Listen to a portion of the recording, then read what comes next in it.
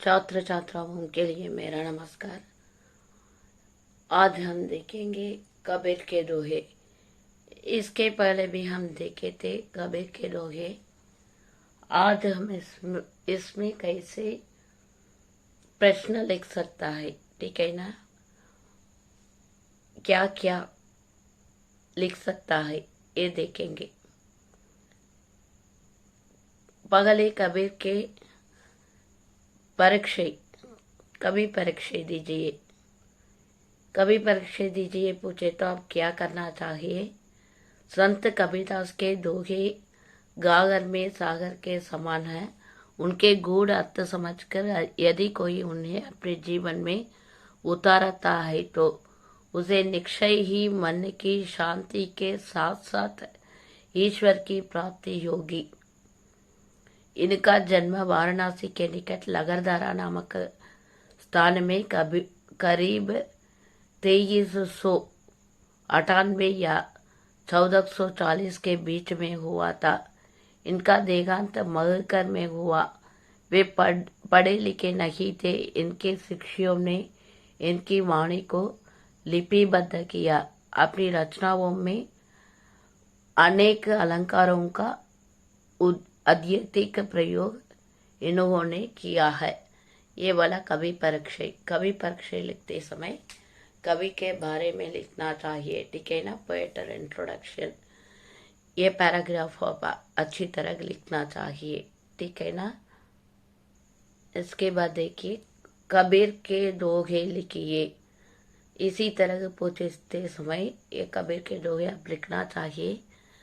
कबीर हमारा कोई नहीं, हम कागू के नाही, पारई पगुंचे नाव जो मिली के बिठूरी जाही। कबीर हमारा कोई नहीं, हम काहू के नाही, पारई पगुंचे नाव जो मिली के बिठूरी जाही। ये मेमोरी कीजिए बच्चे, क्या करना चाहिए, मेमोरी करके लिखना चाहिए।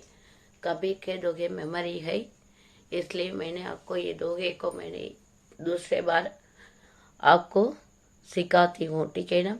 कबीर हमारा कोई नहीं, हम काहू के नाही, पारई पहुंचे नाव जो मिले के बिठोरी जाही। इसका मतलब कैसे पूछेंगे क्वेश्चन में। ये पैराग्राफ दिए तो ये 2 लाइन दिए तो क्या उसका भावार्थ लिखो, ठीक है ना। भावार्थ लिखो। लिखते समय, इस जंगल में न कोई हमारा अपना है और न ही हम किसी के।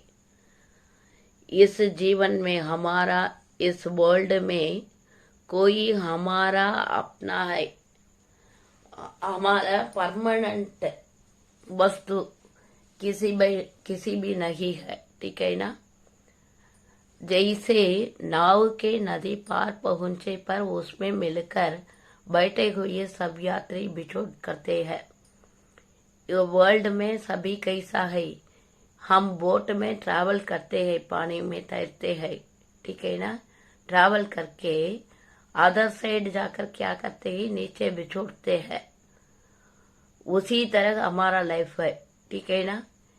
इसमें परमानेंट थिंग्स हमारे लिए कुछ भी नहीं। ये परमानेंट प्लेस नहीं, हमारा वर्ल्ड हमारा परमानेंट प्लेस नहीं। वैसे ही हम सब मिलकर बिछुड़ने वाले हैं। सब सांसारिक संबंध यही छूट जाने वाले हैं। इस वर्ल्ड से हम एक दिन क्या करना चाहिए, लीव होना चाहिए, ठीक है ना।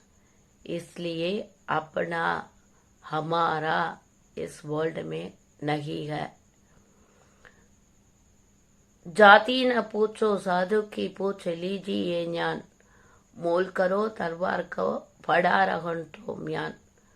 जाति न पूछो, साधु से जाकर हम क्या नहीं पूछना चाहिए, जाति के बारे में, जाति के बारे में नहीं पूछना चाहिए। क्यों है तो साधु से, सेंट से जाकर हम नॉलेज के बारे में, ज्ञान के बारे में पूछना चाहिए, कास्ट के बारे में नहीं पूछना। एक जानना महत्व, उसे पूछ लीजिए, मोल करो तलवार को पड़ा रहन दो म्यान। मोल हम क्या करते हैं, ये स्वाड को खरीदे समय, स्वाड को खरीदने समय उसका शार्प में कंसंट्रेशन रखना चाहिए। ये खबर में नहीं, खबर अच्छी तरह नहीं तो ये परवाह नहीं है, उससे कोई फायदा नहीं खबर से। लेकिन स्वाड कैसे होना चाहिए, नाइफ स्वाड हम खरीदे समय उसका शार्प हम कंसंट्रेशन रखना चाहिए। क्यों है तो अच्छी तरह काट करना चाहिए। उसी तरह हम साधु से जाते समय उसके ज्ञान के बारे में पूछना चाहिए, ठीक है ना। जाति के बारे में नहीं पूछना चाहिए। ये इसी तरह जाति से म्यान तक लिखो, इसी तरह पूछे तो आप क्या करना चाहिए, जाति न पूछो साधु की पूछ लीजिए ज्ञान। मोल करो तलवार को पड़ा रहन तो म्यान, इसी तरह लिखना चाहिए। जाति न पूछो से जाति से म्यान तक होने वाला भावार्थ लिखो। ये पूछे समय अब क्या करना चाहिए, इस जगत में न ये वाला लिखना चाहिए, सच्चा साधु। सच्चा साधु सब प्रकार के भेदभावों से ऊपर उठ जाते हैं। उसे यह न पूछो कि वह किस जाति का है, जाति कितना ज्ञानी है, यह जानना महत्वपूर्ण है। साधु की जाति म्यान के समान है और उसका ज्ञान तलवार की धार के समान है। तलवार की धार ही उसका मूल्य है, उसकी म्यान तलवार के मूल्य को नहीं बढ़ाती। ये भावार्थ लिखना चाहिए। बुरा जो देखकर मैं चला, बुरा न मिलिया कोई, जो दिल खोजा अपना मुझे सा बुरा न कोई। बुरा से खोज तक लिखो, इसी तरह दिए तो अब क्या करना चाहिए, कोई तक। बुरा जो देखकर मैं चला, बुरा न मिलिया कोई, जो दिल खोजा अपना मुझे सा बुरा न कोई। ये दोहा को अच्छी तरह लिखना चाहिए, ठीक है ना। दोहा पूछते समय दोहा को अच्छी तरह लिखना चाहिए। बुरा जो देखकर मैं चला, बुरा न मिलिया कोई, जो दिल खोजा अपना मुझे सा बुरा न कोई। बात लिखो पूछे समय, मैं इस संसार में बुरे व्यक्ति की खोज करने चला था। मैं इस वर्ल्ड में संसार में बुरे व्यक्ति बर्ड पर्सन को खोज करने चला था, ढूंढकर चला था। लेकिन जब उसके घर अपने मन में झांक कर देखा, उसमें क्या हुआ, हमारा मन में एक प्रश्न उठता है, क्या बुरा कोई आदमी नहीं मिला, क्यों। इसी तरह मैंने चिंता करते समय, अपने आप ढूंढते समय, ये खोजते समय क्या हुआ, मुझसे बुरा आदमी नहीं मिला।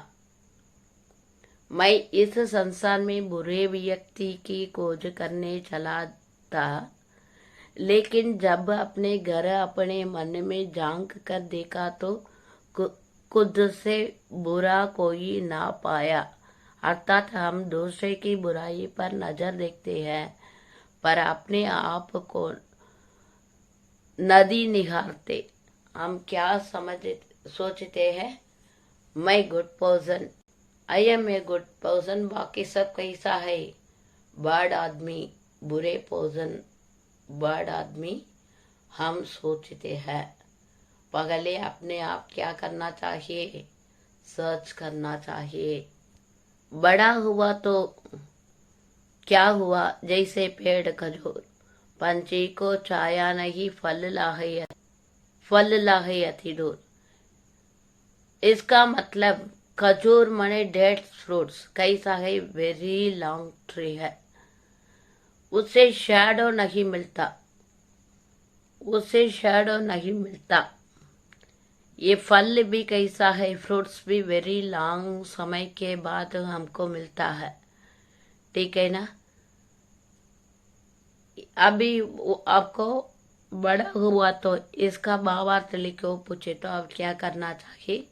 खजूर के पेड़ के समान बड़ा होने का क्या लाभ जो ना ठीक से किसी को छाव दे पाता है और न ही उसके फल सुलभ होते हैं, ये वाला लिखना चाहिए। इसके बाद देखिए, जिन खोजा तन पाई या गगरे पानी पैठ, मैं बपूरा बूढ़न डरा रहा किनारे बैठ। इसका ये दो पूछे तो ये वाला लिखना चाहिए, नहीं तो इसमें होने वाले भावार्थ पूछे तो आप क्या लिखना चाहिए। जो प्रयत्न करते हैं वे कुछ न कुछ वैसे ही पा ही लेते हैं, जैसे कोई मेहनत करके कोतगोर गहरे पानी में जाता है और कुछ लेकर आता है, लेकिन कुछ बेचारे लोग वैसे भी होते हैं जो डूबने के भय से किनारे पर ही बैठ रख जाते हैं और कुछ नहीं पाते।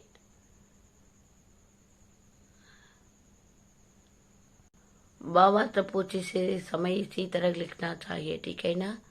जो भावार्थ ये वाला लिखना चाहिए। इसका मतलब मैंने पहले बता दिया आपको, कितना हार्ड वर्क करते हैं उतना ही हमको बेनिफिट मिलता है।